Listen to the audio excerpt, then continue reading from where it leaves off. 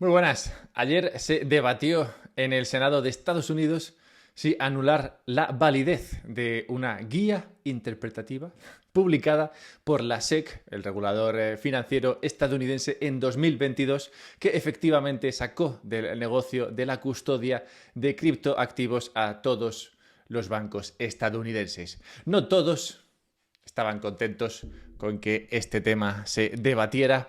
La senadora Warren, como todos sabéis, una persona apasionada de la regulación anticripto, al final cada uno elige los hobbies que quiere, durante su intervención declaraba que no deberíamos estar teniendo esta votación. o No deberíamos celebrar esta votación, y esto por sí solo es una buena razón para votar que no. Instaba además a que los senadores se alinearan con el sentir de su presidente. Les decía, votad que no se anule esta guía interpretativa o me chivaré al presidente Biden. Y es que Biden, el presidente, declaró hace unos días que si se anulaba esta anotación en el boletín contable de la SEC, él vetaría el veto a dicha anotación. La verdad es que el presidente de Estados Unidos se meta en esto te invita a pensar que la importancia de esa guía interpretativa es notable. No obstante, los argumentos en contra aportados por la senadora Warren y algún otro, la legislación fue finalmente aprobada por 60 votos a favor y 38 en contra, lo que demuestra el apoyo bipartidista a la medida que anula la medida en contra de que los bancos tengan Bitcoin en su balance, en la custodia. Y entonces, después de este voto por parte del Senado, ¿qué hará Joe Biden? Bien, el mañanero de hoy, buenos días, por cierto, lo voy a dedicar a explorar el impacto de esta aparentemente inofensiva guía interpretativa, la custodia de Bitcoin en bancos y cómo cambiaría los casos de uso de este activo.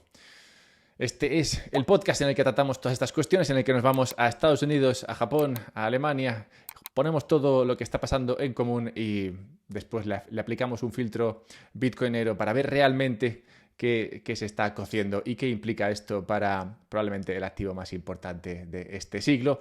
Así que nada, compártelo, que llegue a otras personas, suscríbete, haz like, yo qué sé, haz cosas con esto. Y así tendrás más gente con la que hablar de los temas que claramente son los temas que te interesan. Bien, vamos a ello. Cuando el mes pasado se lanzaron 11 ETFs, perdón, el mes pasado, cuando en enero se lanzaron 11 ETFs de Bitcoin al contado, esos spot Bitcoin ETFs de los que venimos hablando durante 3 o 4 meses, ninguno de ellos tenía un banco como custodio de Bitcoin. Todos menos Fidelity eligieron a Coinbase como custodio de ese Bitcoin que se va atesorando por los ETFs. Bitcoin que no pertenece a los ETFs, sino que pertenece a aquellos que compran ese ETF, pero bueno, que lo gestiona el ETF por ellos y lo custodian todos en Coinbase, salvo Fidelity, que lo custodia con Fidelity. ¿Por qué custodian todos con Coinbase? ¿Acaso nadie quiere este negocio? ¿No entienden que sea un buen negocio el de la custodia de Bitcoin? Pues no, resulta que en marzo de 2022 se publicó esta pequeña nota en el Boletín de Contabilidad que se conoce como SAB o SAB 121 de la SEC relativo a la custodia de criptomonedas. Esta nota interpretativa proporciona una guía para las entidades que reportan a la SEC, que son las empresas que cotizan en bolsa y que custodian criptoactivos en nombre de sus clientes, indicando que deben registrar ese registro en el balance general de la compañía. Esto que parece, pues bueno, un típico rollo contable, pues tiene muchas implicaciones, porque esta guía ha impedido desde entonces a los bancos americanos meterse en el negocio de la custodia de Bitcoin y cripto en general. Una guía desde el origen muy extraña. El mismo Jerome Powell, allá por 2022, declaró en una comparecencia que reconocía el tratamiento de este SAB 121, esto de meter los activos en el balance, era poco convencional. pues normalmente esos activos van fuera del balance. Y la razón de esta desviación, la razón de que en este caso los activos vayan dentro del balance y no fuera, se justificaba en su día en que la custodia de criptoactivos implica riesgos e incertidumbres únicos que no están presentes en la custodia de activos no cripto. O como decía la senadora Warren, en su intervención, los activos digitales no son algo físico que los bancos puedan guardar en una cámara acorazada, por lo que pueden ser hackeados, como le pasó a FTX y Binance. Esto dijo en su intervención. Yo no sé cuándo se hackeó Binance. ¿Alguna vez se ha hackeado Binance? Y FTX no fue un hackeo. O sea, perder todo el dinero de la gente que te ha depositado dinero haciendo tejemanejes como invertir en empresas que... Bueno, no fue un hackeo. Básicamente lo que hicieron fue perder todo el dinero de la gente que lo había depositado con ellos. No fue un hackeo. ¿Qué dice de hackeos? Bueno, da igual. El caso es que la norma SAP 121 obliga a todas las empresas que cotizan en bolsa, no solo a los bancos, a revelar los criptoactivos en custodia como activo y como pasivo en el balance. Lo normal, la convención contable, es que los activos bajo custodia no pertenecen a la empresa, por lo que no deben figurar en el balance. Esto, como digo, cambia en el caso de los criptoactivos debido a esta norma. La SAP 121 cambia, por tanto, esta convención para el caso de custodiar Bitcoin. En efecto, la norma significa que los bancos estadounidenses deben mantener $1 de capital por cada $1 de Bitcoin bajo custodia. Si esta norma, por ejemplo, se aplicase a todos los activos que no son Bitcoin, exigiría que un banco como Bank of New York Mellon, por ejemplo, tuviese 48 trillones de dólares de capital. Pues eso es lo que tiene en otros activos. O en el caso de custodiar Bitcoin, el Bitcoin, por ejemplo, en el del ETF de BlackRock, pues exigiría al custodio de ese Bitcoin reservar 2.850 millones de dólares en capital. Algo que, pues, en efecto, expulsó a los bancos de este negocio. El efecto de esta publicación, de la publicación de esta guía interpretativa fue la exclusión, por tanto, de las organizaciones bancarias de Estados Unidos de los servicios de custodia de criptoactivos debido a los costos significativos de capital y liquidez a los que obligaba a los bancos. Empujados estos bancos por la senadora Cynthia Lummis, muy bitcoiner y por tanto la némesis en el Senado de la senadora Warren, y molestos con esta situación y el negocio perdido, también hay que decirlo, el 14 de febrero de este año, por San Valentín, varias asociaciones bancarias enviaron una carta al presidente de la SEC, Gary Gensler, una carta perfumada, espero, instando a la SEC a realizar modificaciones a esta SAP 121. Imagino que eso de las modificaciones o la petición de que se modificase esta norma no fue del todo bien, porque, como digo, ayer lo que ocurrió fue que en el Senado se votó directamente a anularla entera. Y ya está. Se acabó la SAP 121. Eso fue lo que quedaron ayer en el Senado para votar y la cosa salió adelante. Ahora esta anulación llegará al despacho Oval, al despacho en el que está Biden, y alguien pues le tendrá que decir qué hacer con ella. Básicamente tiene tres opciones. Opción número 1, firmarla y pues ya está, para adelante. Anulado la SAP 121, los bancos podrían empezar a custodiar Bitcoin desde mañana, si así quieren. Opción número 2, vetarla. Decir, no, esto que dije yo que no, pues que no. Y es que no. Aunque la anuléis, aunque os pongáis como queráis, yo la anulo. Y opción número 3 sería pasar del tema, lo que también la aprobaría. O sea, simplemente lo puede poner en la pila de papeles sin firmar y eso también cuenta como que se aprueba. La cuestión del veto, por tanto, es la que nos interesa. Porque, ¿qué pasaría si Biden decidiese vetar esta anulación de que los bancos custodian Bitcoin, más o menos? Bueno, pues si veta esto, volvería a poder ser votada en el Congreso, creo. Y realmente no ha quedado tan lejos de sortear el veto. O sea, si fuese otra vez a someterse a votación, pasaría o sobrepasaría el veto si fuese aprobada por 2/3. Y como digo, no se ha quedado muy lejos de esos 2/3 porque ha sido una anulación votada tanto por miembros del Partido Republicano como por miembros del Partido Demócrata. Por tanto, pasa a ser un poco arriesgado para Biden jugársela al veto, porque puede decir, no, pues mira, que no me sale a mí de las narices, que dije que esto se anulaba, si os poníais pesados y lo sacabais, pues yo lo vetaba. Pero claro, ha votado tanta gente del Partido Demócrata a favor de que se anule esta regulación, que, claro, para Biden jugársela a vetar es un poco difícil, o arriesgado, mejor dicho, porque imagínate que luego, pues, te quitan, te sobrepasan tu veto, ¿no? Votando de nuevo, y eso dejaría fatal a Biden, además que lo enfrentaría con todos los senadores demócratas, es decir, de su partido, que han votado a favor de que esta norma se anule. Por tanto, pinta que los bancos americanos podrán pasar a custodiar Bitcoin, y esto cambiaría mucho la situación, así que podemos dedicar unos segundos a explorarlo y a ver qué implicaciones podría tener. Y la verdad es que hace poco pasó algo en Andorra que nos invita o nos aporta algo de luz sobre esta cuestión. Y es que en Andorra, desde hace 3-4 semanas más o menos, uno de los bancos más grandes de este país aprobó la custodia de Bitcoin dentro de su banco, para clientes. O sea que cualquier cliente de este banco puede ir y depositar su Bitcoin en este caso en Morabank. Y cuando pasa eso, pues básicamente el banco empieza a custodiar el Bitcoin por ti.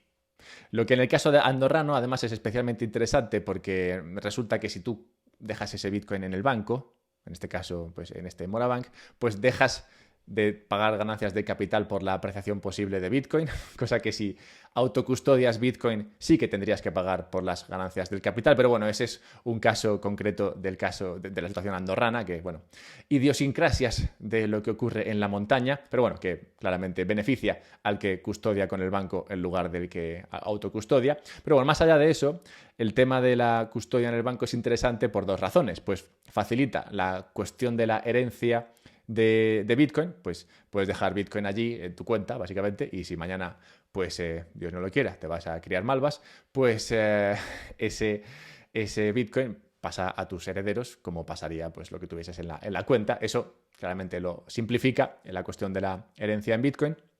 Y además abre la puerta a un tema que hemos tratado muchas veces en este podcast, que es el tema de usar Bitcoin como activo que respalde préstamos. Vamos, que podrías pedir prestados euros contra tu Bitcoin, como si fueses Michael Saylor.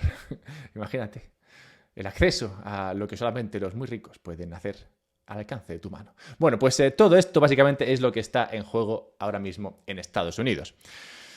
¿Qué decir de esta situación? Bueno, pues claramente, a ver, teniendo en cuenta lo que te aporta Bitcoin, el hecho de poder poseer efectivamente tu riqueza, el hecho de tener la propiedad definitiva sobre tus activos, pues claro, que otro custodia por ti, claramente no es ideal. No es ideal porque aleja la propiedad efectiva del activo de ti. Pues en este caso lo custodiarían los bancos, es decir, tú dejarías de tener control sobre tu Bitcoin. Pero claramente tampoco es ideal que todo el Bitcoin, que por ejemplo ahora mismo está en los ETFs de Bitcoin, o todo el Bitcoin que tiene Coinbase y demás, esté custodiado ahora mismo en servicios como Coinbase. Y ya está. Pues al final, si tiene que haber custodia en terceros, en terceras partes, y claramente la gente demanda esto, así que pues tendría que haberlo, la diversificación del negocio de la custodia es bueno para Bitcoin, pues reduce el riesgo de que un solo custodio sea, sí, en este caso sí, hackeado y que desaparezca el Bitcoin que está allí. Claramente, si este Bitcoin está solamente en un sitio, la cosa es mucho más arriesgada que si este Bitcoin está depositado en muchos bancos diferentes. Todo esto está pasando en Estados Unidos y me parece que las implicaciones para Bitcoin en los próximos meses serán notables. Bien, 30 segundos para recordaros un par de cosas y luego hablaremos de Bitcoin e Ethereum, que está la cosa interesante. Hablaremos de qué ha pasado con los pisos en alquiler en España, concretamente en Barcelona, que he visto unos números y es surrealista. Y hablaremos de Bitcoin y libertad financiera, una iniciativa que se ha aprobado o que se ha lanzado hace poco en Estados Unidos, pero que tiene como objetivo el explorar el uso de Bitcoin en el mundo. Como veis, Bitcoin sigue abriendo puertas donde más oscuridad se alberga. Mira, qué poético me queda. Bien, pues 30 segundos para recordaros que podéis suscribiros a la newsletter y os mando un mail los sábados. ¿Qué hay en estos mails? Pues hay historias. Pongo en común varios temas que tienen que ver con alguna idea que tiene que ver, claro, con Bitcoin. Lo exploro ahí en profundidad y, bueno, ya sabéis, este rollito, pero con más profundidad y en temas un poquito a veces más fringe. Bueno, bien, eso te puedes suscribir a la newsletter en la página web del podcast, unpodcastsobrebitcoin.com, y también puedes comprar Bitcoin si quieres a través de Relay y puedes guardarlo en una Bitbox para la autocustodia de tu Bitcoin. En este caso sí, yo siempre digo que, bueno, la autocustodia y la custodia en terceros tienen casos de uso distintos. Si quieres autocustodiar parte de tu Bitcoin, cosa que te invitaría a hacer, pues puedes hacerlo en una Bitbox. Te puedes comprar una de estas Bitbox muy fácilmente usando el enlace que está en la descripción y la recibirás en tu casa muy rápido, es muy sencilla de usar, es bastante molón, además, el hecho de autocustodiar tu Bitcoin, así que te diría que le echases un vistazo. Hay un descuento además usando ese enlace y encima en Bitbox puedes comprar otras pijadas para la autocustodia, como placas de metal para guardar tu semilla, porque imagínate que mañana hay un incendio y no tienes una piña que proteja tu clave. Resulta que las piñas son muy resistentes. Bueno, da igual. El caso es que puedes comprarte todo esto para la autocustodia de tu Bitcoin y si no tienes ni idea, o bueno, tienes idea, pero no tienes del todo claro muchos aspectos de Bitcoin, o por qué es importante tener un nodo, o por qué es importante usar Bitcoin de qué manera, y todo eso, pues yo te recomendaría que te apuntases al curso de Bitcoin del Instituto Juan de Mariana, que empieza el lunes. Así que venga, ya vas tarde. 140 euros o 140 y pocos y con un descuento de 20 euros usando el código que está en la descripción. Somos profesores Eduardo Blasco y yo y alguno más. Así que échale un vistazo. Bien, hablemos de Bitcoin e Ethereum. Y es que está la cosa interesante entre Bitcoin e Ethereum.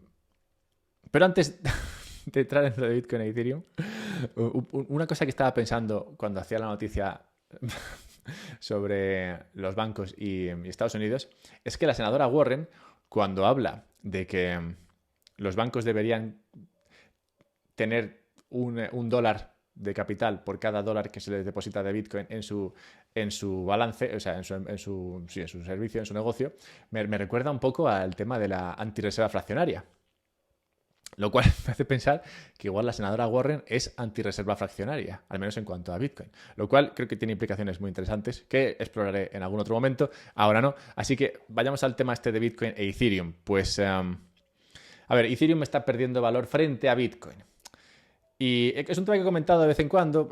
Realmente no me parece un tema demasiado interesante, pero sí que es verdad que Bitcoin y Ethereum son como los dos activos principales dentro del universo cripto. Y cuando mucha gente invierte en cripto, invierte en Bitcoin e invierte en Ethereum, porque dice, bueno, así estoy más diversificado. Ethereum ofrece unas cosas, Bitcoin ofrece otras.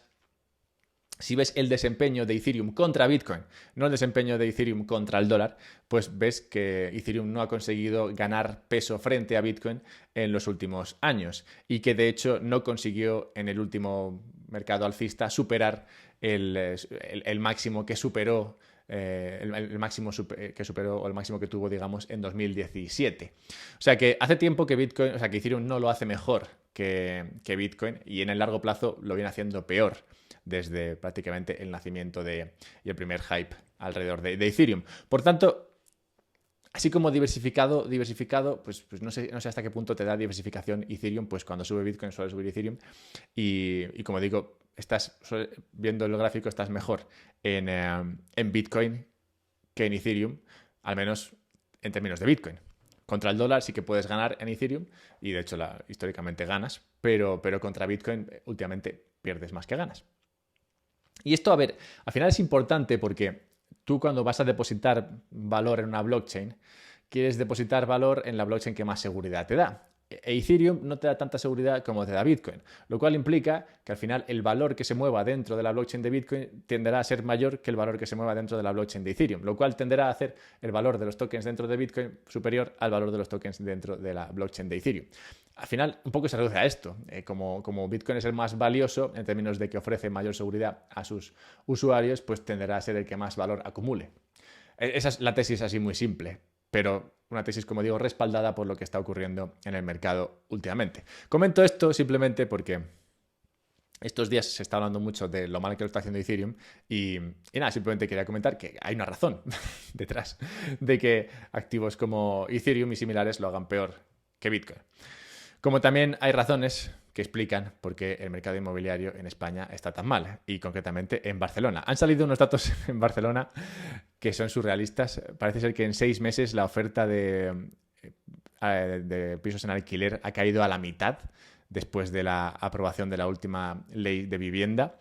Actualmente, dice un estudio, 2 de cada 3 anuncios son viviendas que piden más de 2.000 euros al mes.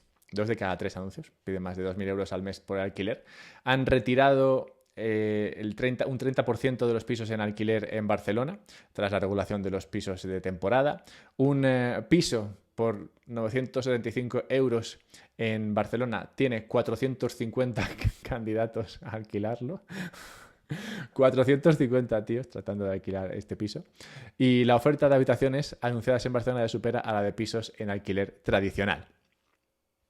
Surrealista cómo te puedes cargar un mercado a base de malas regulaciones. Y lo interesante, o lo más surrealista todavía, es que España sigue tomando decisiones en esta línea. O sea, ve que no funciona y toma, o sea, ve que por el camino A no funciona y sigue avanzando por el camino A. Es más, sprinta por el camino A hacia lo que parece ser la implosión del mercado inmobiliario español. Un sistema o un mercado que no tenía problemas históricamente, al menos no se atisbaban este tipo de problemas hace 5, 10, 20 años y que poco a poco se han ido cargando a base de regulaciones que claramente no están funcionando si el objetivo es que haya vivienda más asequible y disponible para la ciudadanía. Si el objetivo es otro, lo están clavando. Y en este sentido es interesante de nuevo lo de tener Bitcoin como colateral. Al final, si tú no vas a poder tener una casa, que es el colateral típico al que acceden los españoles y la gente en el planeta, pues igual tener Bitcoin y usarlo como colateral es la norma en el futuro. Ya veremos. Como veremos qué pasa con Bitcoin por el mundo, pues el Brooks School Tech Policy Institute, BTP, ha anunciado un proyecto de $1 millón para estudiar la libertad financiera en países con gobiernos autoritarios. Yo no sé si con 1 millón les va a dar para entrar a estos sitios que, como digo, tienen gobiernos autoritarios. Pero bueno, si vives en un lugar, dice Krebs, que es uno de los participantes en este estudio, si vives en un lugar donde el gobierno silencia a sus críticos amenazando sus bienes o donde no puedes confiar en el sistema bancario local, entiendes la importancia de la libertad financiera para la democracia, dijo Krebs. Queremos estudiar cómo la gente de estos países utiliza Bitcoin y las monedas estables en la búsqueda de su seguridad financiera. Según este profesor, el proyecto se centrará en unos 12 países, entre ellos India, Nigeria, El Salvador, Indonesia y Turquía, e investigará la adopción de Bitcoin y monedas estables. A ver, esto es lo típico que haría el FMI o haría el Banco Mundial, pero claramente estas instituciones no lo hacen porque no son muy fans de Bitcoin. Pero dentro de Bitcoin ya empieza a haber sus propias instituciones, empieza a haber sus propios movimientos que llevan a financiar investigaciones como esta, que al final me parece que son muy relevantes, porque es verdad que todos, bueno, y en estos mañaneros muchas veces hablo de qué está pasando con Bitcoin en según qué país, porque han aprobado una norma, han aprobado una legislación, o el otro día hablaba de Surinam, o yo hablé también de Paraguay y las cascadas, y no sé si es el Paraguay, y la minería de Bitcoin. Bueno, pues en todos los países, o en muchos países del mundo, están ocurriendo cosas que empiezan a tener relevancia para Bitcoin o que son relevantes para los bitcoiners y para los distintos casos de uso que aporta Bitcoin a la sociedad. Y este es un estudio, bueno, financiado que pretende justamente esto, estudiar cómo impacta Bitcoin en estas sociedades y, bueno, que se puede aprender de ello para el futuro. Así que interesante ver estos movimientos, supongo que veremos más a futuro y, bueno, a ver qué sale de todo ello. Ya veremos. Y cerremos el mañanero de hoy con la necrológica. Tenemos que recordar la muerte en tal día como hoy de John Jay. Sí, John Jay, qué gran nombre, la verdad. ¿Por qué no todos podemos llamarnos cosas así? Alberto Al, por ejemplo. Bueno, pues John Jay fue un estadista y diplomático que ocupó el cargo de primer presidente del Tribunal Supremo de los Estados Unidos después de la independencia americana de Inglaterra. Claramente era otro tiempo y las leyes en ese momento eran pocas. Dudo mucho que en tiempos de John Jay una guía informativa publicada en el boletín del regulador financiero fuese algo que en este caso, pues George Washington, George Washington nunca llegó a ser presidente, creo, o sí. Pues George Washington tuviese dentro de su bandeja de emails para firmar. Pues en ese momento claramente no había tantas leyes, la cosa era mucho más sencilla de gestionar y es una pena que se perdiese ese tiempo. Pero igual parte de culpa tuvo John Jay, pues el mismo John Jay redactó muchos documentos que aprobaron y apoyaban la creación de un gobierno federal fuerte. Bueno, ese gobierno federal fuerte es ahora el que está detrás de la gran mayoría de los problemas. Así que, John Jay, tío, ¿cómo la liaste? O sea, qué bien, ¿no? Pero la liaste. Al final sin querer. Muchas veces se hacen cosas que no se sabe el impacto que van a tener.